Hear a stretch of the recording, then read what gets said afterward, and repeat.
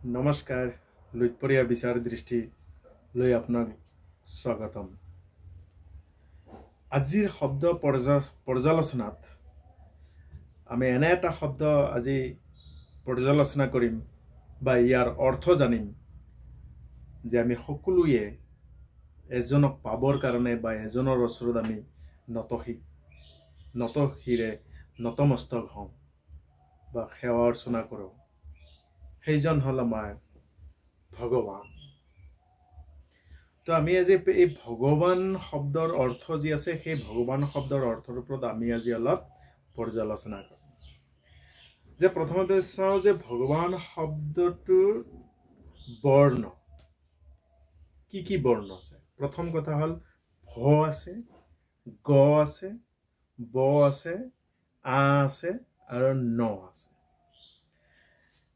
এতিয়া চাওঁ কোনটো বৰ্ণৰ দ্বাৰা কোন শব্দ বা কোনটো শব্দৰ পৰা কোন বৰ্ণ লোৱা হৈছে বা লৈছে। যে ভতে হল ভূমি, পৃথিৱী। ২ নম্বৰটো হল গতে হল গগন মানে আকাশ। ৩ নম্বৰ হল বতে হল বায়ু, আমি সকলোৱে জানো বায়ু।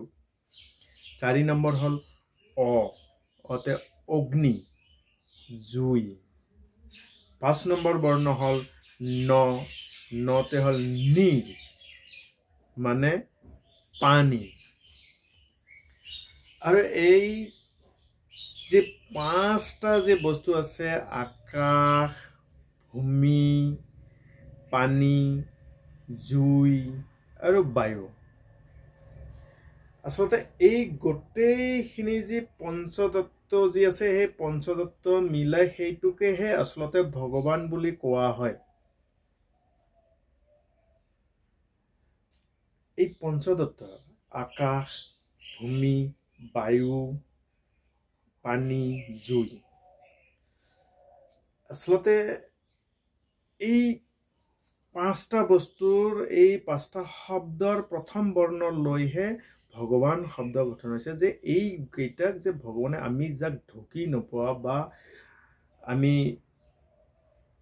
যে সচৰাচৰ অনুভৱহে কৰিব পাৰে, খালি চকুৰে দেখা নোপোৱা, যে যাক আমি ঈশ্বৰ ভগৱান বুলি কওঁ, যে এই ৫টা বস্তু সৃষ্টি কৰিছে। এই ৫টা বস্তুৰ দ্বাৰাহে আমাৰ যি জীৱ জগত যি আছে, মানৱৰ লগতে অন্যান্য যি আমাৰ জীৱ জগত আছে সেইখিনি জীয়াই থকা বা চলি থকাৰ কাৰণে সম্ভৱ হৈছে।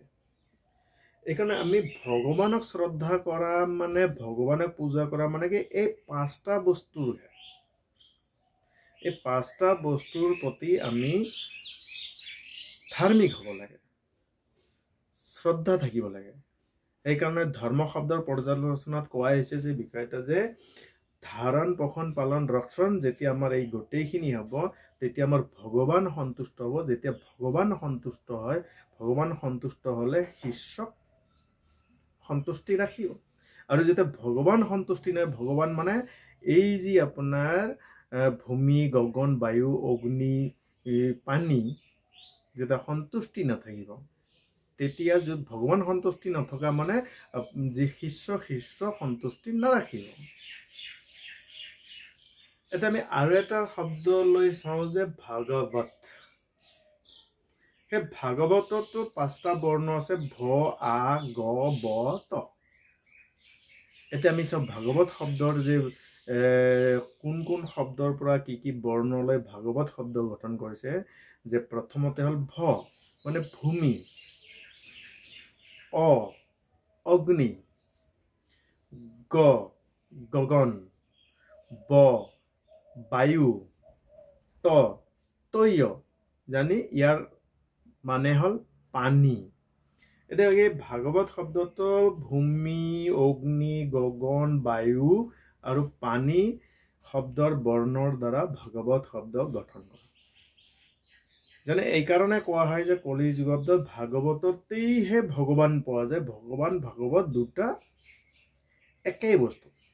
যে আমি ভাগৱত পাঠ কৰিব লাগে, তাৰমানে কি আমি এই ভাগৱতৰ প্ৰতি শ্ৰদ্ধা ৰাখিব লাগে, যে বা ভাগৱতক যে আমি পালন কৰিব লাগে, আচৰণত আনিব লাগে, তাৰমানে আমি ভগৱানক সন্তুষ্ট কৰিব লাগিব। ভগৱান সন্তুষ্ট মানে এই পঞ্চতত্ত্ব, বেলেগ আৰু একো নাই। আমি সেই মন্দিৰত গৈ পূজা পানী কৰি সেইটো বেলেগ বিষয়, সেইটো সম্পূৰ্ণ এটা বেলেগ বিষয়। কিন্তু তাতে আমি ভগৱান ঈশ্বৰ প্ৰাপ্তি কৰিব নোৱাৰোঁ। যে আমি ভগৱান প্ৰাপ্তি মানে আমি সন্তুষ্টি থাকিব বা আমি ঠিক ঠাক চলি থাকিবৰ কাৰণে বিশ্ব ব্ৰহ্মাণ্ডক ঠিক ঠাক কৰি থাকিব লাগে। আমি ভগৱানৰ প্ৰতি আদৰ শ্ৰদ্ধাৰ নহয়, সেইটো আচৰণত আনিব লাগিব, সেই বিষয়ে আমি কাম কৰিব লাগিব। এই শব্দৰ অৰ্থৰ দ্বাৰাই আমি ইয়াকে বুজো। কিন্তু ভাগৱতৰ আমি আৰু এক ধৰণৰ শব্দৰ অৰ্থ পাওঁ, যেনেকুৱা ভাতে হ'ল ভক্তি, 2 নম্বৰ হ'ল গতে হ'ল জ্ঞান, 3 নম্বৰ হ'ল বতে বৈৰাগ্য, 4 নম্বৰ হ'ল ততে তত্ত্ব। এতিয়া আমি গোটেইখিনি আমি কেনেকৈ আমি আচৰণত আনিম, আমাৰ কি কি গুণৰ আমাৰ অধিকাৰী হ'ব লাগিব, যে অৰ্থাৎ যে এই ভাতে ভক্তি, গতে জ্ঞান, বতে বৈৰাগ্য, ততে তত্ত্ব, যে ইয়াৰ অৰ্থ হ'ল যে যেতিয়া জীৱনত ভক্তিৰ শুভাৰম্ভ হয় তেতিয়া জ্ঞান উপজে। ভক্তি অবিহনে জ্ঞান অৰ্জন কৰা সম্ভৱ নহয়, আৰু জ্ঞান উপজিলে বৈৰাগ্যৰ উৎপত্তি হয়, বা বৈৰাগ্যৰ উৎপত্তি হ'লেহে লাহে লাহে পৰম তত্ত্ব, এই যে পৰম তত্ত্ব যে ভগৱান, যে পঞ্চতত্ত্ব, পৰম তত্ত্ব পৰমাত্মাক জানিব বা প্ৰাপ্তি কৰিব পাৰে। এই হ'ল ভাগৱত। সেইকাৰণে ভগৱান আৰু ভাগৱত শব্দৰ মাজৰ সামঞ্জস্য আছে, বা দুটা পৰিপূৰক, এটাক মান্তি আৰু এটাক নহয়।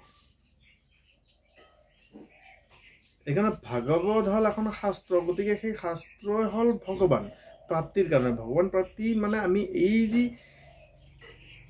যে আমি যে কৰিবলগীয়া, যেতিয়া আমি এই কামখিনি নকৰোঁ তেতিয়া আমাৰ প্ৰাপ্তি নহয়। প্ৰাপ্তি নোহোৱা মানে যেতিয়া ভাল ফল এটা প্ৰাপ্তি নহ'ব, তাৰ বিপৰীত মানে কি দুখ, কষ্ট, যন্ত্ৰণা ইত্যাদি ইত্যাদি ইত্যাদি, মানে নৰক এক কথা, সেইখন স্বৰ্গ প্ৰাপ্তি নহয়। যেতিয়া এই ভগৱান সন্তুষ্টি থাকিব, অৰ্থাৎ ভূমি, গগন, বায়ু, অগ্নি, নীৰ মানে পানী, তেতিয়াহে আমাৰ সেইখন যেতিয়া সম্পূৰ্ণ সমঞ্জসৰ সন্তুষ্টি থাকিব বা ঠিক মতে চলি থাকিব, তেতিয়া মানৱৰ লগতে সমগ্ৰ প্ৰাণী চৰাচৰ জগত ভাৰসাম্য বজাই এই অনুশাসিত এই সুন্দৰ যিখিনিক আমি স্বৰ্গ ৰূপ বুলি কওঁ, কল্পনা কৰোঁ, সেই সমাজ প্ৰাপ্তি হ'ব। সেয়ে যে ভাগৱত আৰু ভগৱান, আৰু এইটো প্ৰাপ্তিৰ কাৰণে প্ৰতিজন ব্যক্তিৰ যেতিয়া ভক্তিৰ দ্বাৰাহে জ্ঞান অৰ্জন, বা সেই জ্ঞানৰ দ্বাৰা যেতিয়া বৈৰাগ্য নিৰ্মাণ নহয়, তেতিয়াহ'লে সেই জ্ঞান অনৰ্থক।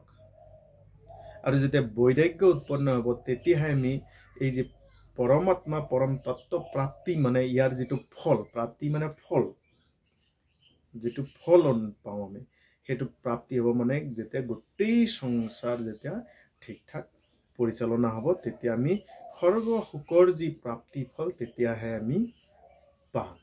ইমানেই। নমস্কাৰ। ভাৰত মাতা কি জয়।